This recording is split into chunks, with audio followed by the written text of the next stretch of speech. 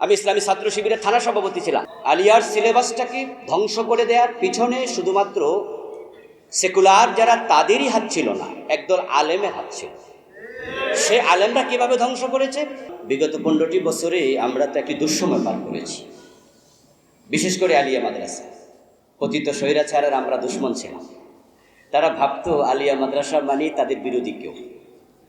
এজন্য Islamic studies নামক যে সাবজেক্ট ছিল কলেজে, সেটার নিয়োগও তারা বন্ধ করে রেখেছে।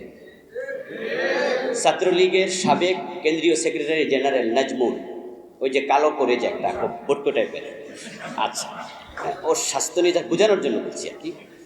ওর এক আত্মীয় সে ইসলামিক স্টাডিজ থেকে পাশ করেছে, মানে কুষ্টিয়া ইউনিভার্সিটি থেকে। তো পরবর্তীতে তার চাকরির জন্য সে গিয়েছিল জাতীয় বিশ্ববিদ্যালয়ের ভিসির কাছে। তো ভিসি হারুন সাহেব সম্ভবত ছিলেন তখন। তো উনি বললেন যে আমার ভাগিনা সে ইসলামিক স্টাডিজে পড়লেও সে ওই দলমল করে না, তা আমার ভাগিনা তো, তা আপনি কমপক্ষে স্টাডিজে ওর চাকরিটা দেন। তখন ভিসি সাহেব বলছে, নাজমুল তুমি যেই দল করো বড় দলের নেতাই হও, ইসলামিক স্টাডিজ মানে শিবির, আর আমি ভিসি থাকতে স্টাডিজে নিয়োগ হবে এই কাজ আমার কলম দিয়ে হবে। জাস্ট আমি আপনাদের বুঝালাম যে গত 15 বছর আমরা ছিলাম তাদের চরম দুশ্মনদের তালিকায়, তাই তারা আলিয়া মাদ্রাসাকে ধ্বংস করে দিয়েছে। এই ধ্বংসের সাথে সম্পৃক্ত ছিল একদল আলেম, যেটা পরিতাপের সাথে কষ্টের সাথে বলতে হচ্ছে। আলিয়ার সিলেবাসটাকে ধ্বংস করে দেওয়ার পিছনে শুধুমাত্র সেকুলার যারা তাদেরই হাত ছিল না, একদল আলেমের হাত ছিল। সে আলেমরা কিভাবে ধ্বংস করেছে? ক্লাস 1-2 পর থেকে যখন থেকে অজু শেখানো হয়, ফিকার কিতাবের বিভিন্ন মাসালা শেখানো হয়, ক্লাস 10 পর্যন্ত যে বইগুলো ওরা লিখেছে ফিকার কিতাব, এই ফিকার কিতাবগুলোতে বেদাত ঢুকাইয়া শেষ করে দিয়েছে পুরা বই। আমরা তো ক্লাস 10 পর্যন্ত ক্লাস পাই না, জানি না কি পড়ায়। মাঝে মাঝে ওস্তাদরা বলতো, কারণ আলিমের উপরে সেখানে সরবেকায়া আছে, হেদায়া আছে, সেখানে চাইলেও হাত দিতে পারবে না।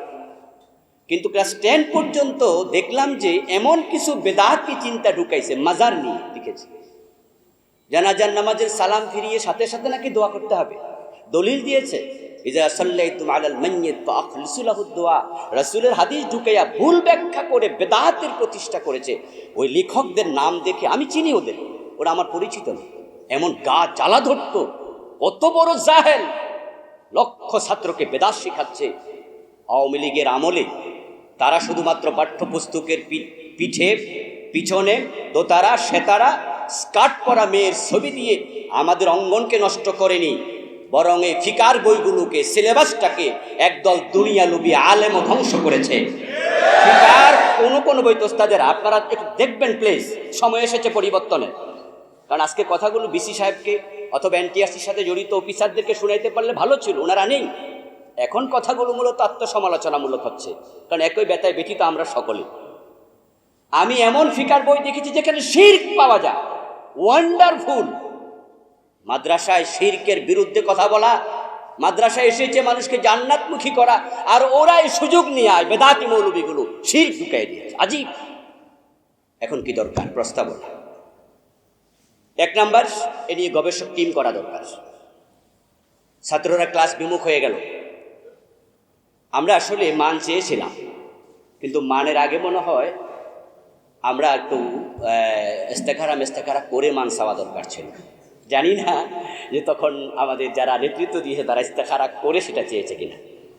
কারণ আমরা যারা মান পাইনি, আমরা ক্লাসে কামিল বুখারী পুরাটা খতম করে কামিল শেষ করেছি, এবং আমরা কাশাফ পড়েছি, বাইজাবি পড়েছি, এতকান পড়েছি, ওয়াসাফ পড়েছি, মুকাদ্দামে মুসলিম পড়েছি, নখবাতুল ফিকির পড়েছি কামিলে। একদিনও ক্লাস মিস করিনি কামিলে। আমি ইসলামী ছাত্র শিবিরের থানা সভাপতি ছিলাম, মিছিল করেছি, মিটিং করেছি, কত জেহাদ মোজাহাদা করেছি, কিন্তু ক্লাস একদিনও কামিলে মিস করিনি। আমার মনে আছে আমার জ্বর ছিল কামিল সেকেন্ড ইয়ারে 102 বা 3 ডিগ্রি। আমি জ্বর নিয়ে সেদিন ক্লাসে এসেছিলাম, কথা বলতে পারিনি, কিন্তু শোনার জন্য এসেছি আমার অধীনও যেন ক্লাস মিস না হয়। আর এখন কামিলে আমি তো পড়াই, 21 বছর পড়াচ্ছি, কামিলে 21 বছর পড়াচ্ছি, শিক্ষকতা 23 বছর হয়ে গেল। এখন ক্লাসে কামিলে ছাত্র পাই 2 জন 3 জন, কোনোদিন একজনও নাই। অথচ আমরা ক্লাস করেছি 100 জন 150 জন, পুরা কিতাব পড়েছি, একদিন ক্লাস মিস করিনি। কেন এমনটা হলো? মান পেয়ে কি মান হারিয়ে ফেললাম আমরা? এতটা যদি ক্লাস বিমুখ স্টুডেন্ট হয়, তাহলে পরবর্তীতে চেয়ারগুলো, যে আজকে যে বড় বড় ওস্তাদরা বসে আছে, ওনাদের চেয়ারে কারা বসবে? আপনি কাকে বসাবেন? বসানোর লোক পাবেন কোথায়? তখন তো জাহেলরা বসবে, আর জাহেলরা যখন বসবে তারা আরো ধ্বংস করে দেবে সব কিছু। এই জন্য গবেষক টিম করা দরকার, কিভাবে আমরা আবার ক্লাসমুখী করতে পারি। এরপরে মাদ্রাসার ক্লাস 10 পর্যন্ত কোরআন শিক্ষাকে বাধ্যতামূলক করা আবশ্যক। সময়ের সবচেয়ে বড় দাবি, আমি বলেছি আত্মসমালোচনামূলক কথা, আমাকে 8 মিনিট সময় দেওয়া হয়েছে, আমি ভিতরে শেষ করবেন ইনশাআল্লাহ। যে আমরা যখন ক্লাস 9-এ পড়তাম, 6-7-এ, তখন আমাদের একজন হুজুর ছিল কারি সাহেব। প্রতি মাদ্রাসায় ছিল একজন কারির একটা পোস্ট ছিল, এবং কারি সাহেব লম্বা বেত নিয়ে আমাদের পড়াতেন। তেলাওয়াতে ভুল করলে বাড়ি দিতেন। মসজিদে জোহরের নামাজের পরে 1 থেকে ফাজিল পর্যন্ত, যে মাদ্রাসা ছিলাম আমি, ওই ফাজিল পর্যন্ত, আমি ক্লাস 10 পর্যন্ত সেখানে পড়েছি। ফাজিলের ছাত্ররা যেতে পারতো না, সবে বসে থাকতো, আর উস্তাদ বলতেন, এই তুমি দাঁড়াও, তেলাওয়াত করো। তেলাওয়াত শুদ্ধ, সবার সামনে পিটাইতো। সেখানে 1-এর ছেলেও আছে, ফাজিলের ছেলেও আছে, সবাই একসাথে। লজ্জায় তেলাওয়াত শিখতে বাধ্য হতো। কিন্তু আজকে কষ্ট হয়, যখনই কোথাও কারো পিছনে মাগরিবের নামাজ পড়ি, এশারের নামাজ পড়ি, কেরাত তো আর মনে মনে পড়া যায় না, তখন তেলাওয়াত শুনলে মনে মনে বলি, এটা মনে আলিয়া মাদ্রাসায় পড়ছে। ইন্না লিল্লাহি ওয়া ইন্না ইলাইহি রাজিউন। কারণ কওমি মাদ্রাসা দিক থেকে সফল হয়ে গিয়েছে, আমরা এখানে ব্যর্থতার দিকে চলে যাচ্ছি। এই জন্য কোরআন শিক্ষাকে কিভাবে আগের জায়গায় ফিরিয়ে আনা যায়, এ বিষয়ে আমি ওস্তাদদেরকে অনুরোধ করব, নতুন করে টিচার নিয়োগের ক্ষেত্রে কিভাবে ভাবা যায়। এরপরে কিতাবমুখী করা দরকার। এখন তো কিতাব নাই। ইউনিভার্সিটি কুষ্টিয়া, আজকে কুষ্টিয়া ইউনিভার্সিটির একজন প্রফেসর আছেন, কামরুল ভাই আমার পাশে বসা ছিলেন।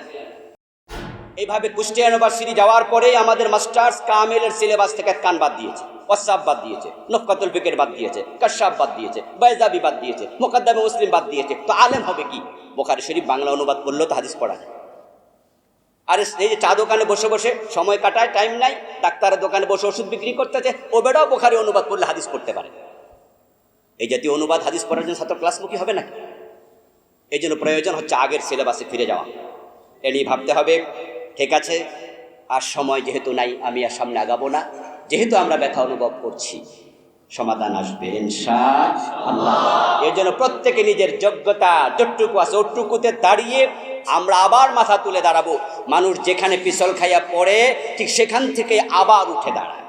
তা আমরা যেহেতু পিছল খেয়ে পড়ে গিয়েছি, আলিয়া মাদ্রাসাকে আমরা আগের জায়গা আবার ফিরিয়ে নেব ইনশাআল্লাহ।